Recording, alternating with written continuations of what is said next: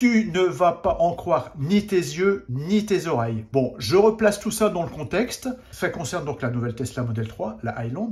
Quand Tesla sort un nouveau modèle, notamment celle-ci, il y a 4 phases. La phase numéro 1, c'est la phase où il y a l'annonce. Là, c'était le 1er septembre. Et puis, on s'est tous précipités, moi le premier, bon, pour annoncer les différentes modifications qu'il y a dans ce nouveau modèle. Je te présente maintenant le short que j'ai fait à ce propos. Tu peux le regarder, ça dure 55 secondes. Si ça te dit pas, ben, tu peux passer, il n'y a pas de problème. La Model 3 restylée est officiellement en vente sur le site de Tesla à partir de 42 990 € hors bonus pour la propulsion et 50 990 € pour la LR. Plus de modèles performance. Les batteries sont inchangées. Nouvelle face avant, plus d'anti-brouillard à l'avant. Nouvelle arrière avec logo Tesla avec coffre actionné par 2 vérins électriques. Augmentation de l'autonomie de presque 10%. Nouveau volant sans commodo. Meilleure isolation. Ajout d'un écran 8 pouces à l'arrière, siège avant perforé et ventilé, amélioration du Wi-Fi et du Bluetooth, amélioration du système de ventilation et possibilité d'éteindre la ventilation côté passager même lorsqu'il y a un passager. Son premium 17 enceintes, lumière d'ambiance LED, nouvelle planche de bord et nouvelle console centrale de 15,4 pouces.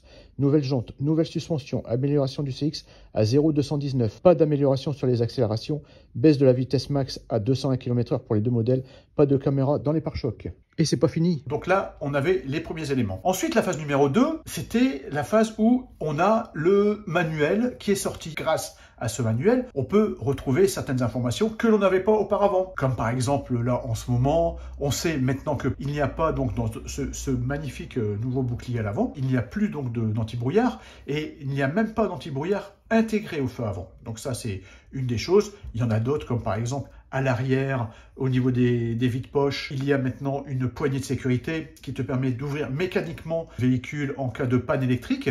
D'ailleurs, comme il y a dans les modèles Y, mais je ne crois pas que ça existait dans les modèles 3. Enfin, moi, quand j'avais la modèle 3, ça n'existait pas. Qu'est-ce qu'il y a encore comme exemple? L'activation de la carte, maintenant, elle se fait à l'emplacement du téléphone, alors qu'avant, elle se fait au niveau de la coudoir. Il n'y a plus de siège chauffant à l'arrière central. Il n'y a pas de petites économies, hein, on connaît Tesla. Le voyant, comme j'indiquais aussi sur mon site internet, le voyant d'alerte, qui est un indicateur d'angle mort, hein, sur la partie gauche, tu peux regarder la photo. Il devait y avoir une caméra dans le pare-choc avant, il n'y a plus de caméra, la caméra risque de revenir, parce que c'est important. Avant, il y avait les capteurs, c'était quand même beaucoup mieux que ce qu'il y a maintenant au niveau des caméras. Enfin bref. Alors bien sûr, il y a d'autres choses, hein, il y en a plein d'autres. Tout ça, ça fait partie de la phase numéro 2.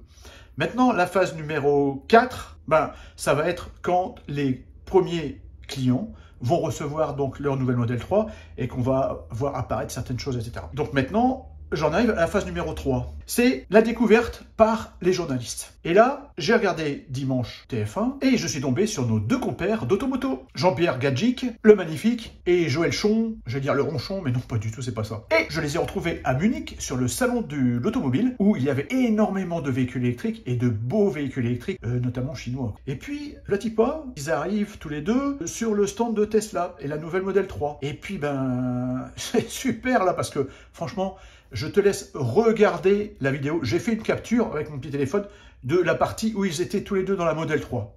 Alors, je te fais le descriptif de la vidéo parce que sur YouTube, la dernière fois, j'ai dû couper la scène où j'avais enregistré une émission sur TF1 ou sur M6. Donc, dans le cas où je devrais couper, je t'explique en fait ce qui se passe dans la scène que je viens d'enregistrer. Donc, Jérôme Chon s'installe au volant de la Tesla Model 3 et Jean-Pierre Gadjic, il est à droite, au côté passager. Et Jérôme Chon dit à Jean-Pierre Gadjic, t'as rien remarqué de particulier dans la Tesla Model 3? Jean-Pierre Gadjic dit, oh non, mais t'es sûr, t'as rien remarqué du tout? Ah non, je t'assure, j'ai rien remarqué. Et Jérôme Chon dit, il n'y a plus de commodo derrière le volant, t'as vu? Ah oui, il n'y a plus de commodo, tiens. Et Jérôme Chon qui dit, il restait un commodo, le dernier commodo, il servait de levier de vitesse. Bon, faut savoir aussi qu'il servait aussi de clignotant. Entre autres, hein. Oui, entre autres, parce qu'en fait, c'était pas un commodo qui restait, mais c'est 2 commodos qui restent. Enfin, si je me souviens bien. Hein. Mais bon, il est journaliste. Et puis, ça s'arrête pas là, écoute bien. Et donc, il dit qu'il n'y a plus de levier de vitesse. Alors, Gadjic dit, mais comment tu fais alors pour démarrer la voiture? Et c'est là que c'est extraordinaire.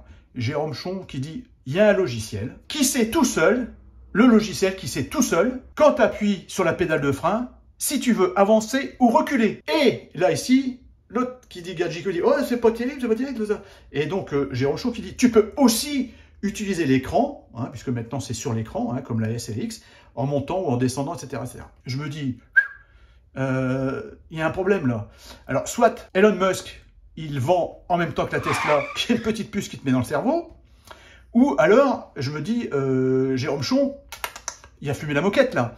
Parce que je vois pas comment un logiciel peut déterminer si, en fonction que l'appui que tu mets sur ton frein, si il faut ensuite avancer ou reculer. Je me dis, bah attends, parce qu'ils sont quand même journalistes, hein, tous les deux là. Alors, journalistes avec un grand J, bon, ce ne sont pas des grands reporters, hein, ce sont des journalistes. Et un journaliste, bah, normalement, on croit ce qu'il dit, un journaliste. Oui, parce qu'un journaliste, c'est quand même censé vérifier ses sources. C'est quand même contrôlé. C'est quand même annoncer des informations fiables, non? Donc je me suis dit, attends, il se fout de nous, là, il raconte n'importe quoi. Et puis bon, je me suis dit quand même, je vais aller vérifier dans le manuel, parce qu'on ne sait jamais, je suis peut-être passé à côté de quelque chose, et plutôt que tout de suite de critiquer, dire non, attends, les mecs, ils fument la patate et tout, je dis non, je vais quand même les vérifier. Et là, je suis allé vérifier. Et là, c'est écrit, je te montre hein, sur l'écran, tu vas le voir en même temps que moi, rapport auto en sortie de parking. Le rapport auto en sortie de parking est une fonction bêta désactivée par défaut. Lorsque rapport auto en sortie de parking est activé, votre modèle 3 est conçu pour utiliser les données reçues de divers capteurs pour sélectionner automatiquement le mode D, marche avant, ou R, marche arrière. Le mode de conduite sélectionné s'affiche sur l'écran tactile lorsque la porte conducteur est fermée et que la ceinture de sécurité est bouclée. Pour neutraliser la sélection, appuyez sur la pédale de frein et utilisez le bandeau des modes de conduite sur l'écran tactile pour sélectionner le mode souhaité. Marche avant, marche arrière, stationnement, etc. Alors je ne sais pas où il est allé chercher cette information-là. Je pense qu'il confond la sortie de parking, comme c'est indiqué là, et le démarrage naturel. Donc franchement, ou alors, il a une information que l'on n'a pas encore, et ce serait vraiment le gros scoop de l'année. La voiture qui devine si tu vas avancer ou reculer. C'est quand même extraordinaire. Mais je rigole là, mais peut-être que c'est vrai, hein, parce qu'avec Elon Musk, il faut s'attendre à tout. Moi, je me suis dit, Tesla, super balèze, quoi, maintenant. Tesla, Elon Musk, puce, machin, bientôt, on n'aura même plus besoin des mains, bientôt plus besoin, mais par la pensée, maintenant, on lui dira, bah, il saura si on va aller à gauche, à droite, etc. Voilà, c'était juste une petite remarque.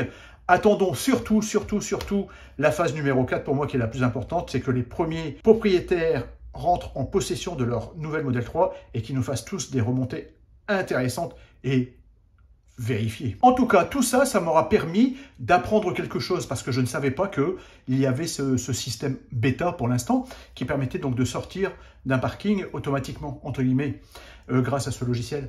Et donc, je pense qu'ils ont fait l'amalgame ou qu'ils ont fait une erreur. En tout cas, je remercie encore ces deux journalistes parce que sans eux, je ne serais pas allé voir et je n'aurais pas pris connaissance de cette information. Dis-moi également en commentaire ce que tu penses de tout ça. Journaliste, erreur, pas assez.